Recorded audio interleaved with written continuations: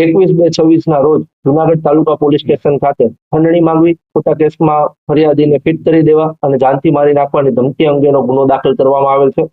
જે ગુના અંતર્ગત કીર્તિ પટેલ નામની વ્યક્તિ જે છે તેની ધરપકડ કરવામાં આવેલી છે અને આ જે કીર્તિ પટેલ છે તેની રાજસ્થાન ઉદયપુર ખાતેથી ધરપકડ કરવામાં આવેલી છે અને હાલ તેની રિમાન્ડની પ્રક્રિયા ચાલુ છે અને પોલીસ દ્વારા તેના દિન 5ના રિમાન્ડ માંગવામાં આવેલ છે અને રિમાન્ડમાં જે ગુનો દાખલ થયો ત્યારથી કીર્તિ પટેલ કઈ કઈ જગ્યાએ ગયેલ છે, આ ઉપરાંત અન્ય કોઈ વ્યક્તિ તેની સાથે સામેલ હતા કે કેમ, આ ઉપરાંત જે સહ આરોપીઓ પકડવાના બાકી છે, અન્ય જે આરોપીઓ જે 4 છે તેને પકડવાના બાકી છે, તો આરોપીઓ કઈ જગ્યાએ છુપાયેલા છે તેની વિગત મેળવવાની છે. આ ઉપરાંત જે 20 લાખની ખંડણી માંગેલી હતી તો તે પૈકી ફરિયાદીએ કોઈ રકમ આપેલ છે કે કેમ, અને આ બાબતની સઘન તપાસ માટે દિન 5ના રિમાન્ડ માંગવામાં આવેલ છે. ખાસ કરીને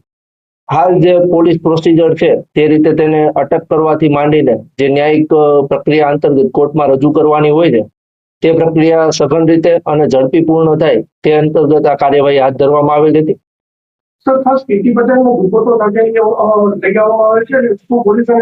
હાલ કીર્તિ પટેલે પોતે સહમતિ આપેલ હોય કે આ જે ગુનો બનેલ છે તે ધાર્મિક લાગણી દુભાયેલો હોય અને અન્ય કોઈ વ્યક્તિ કે તેના ઉપર કોઈ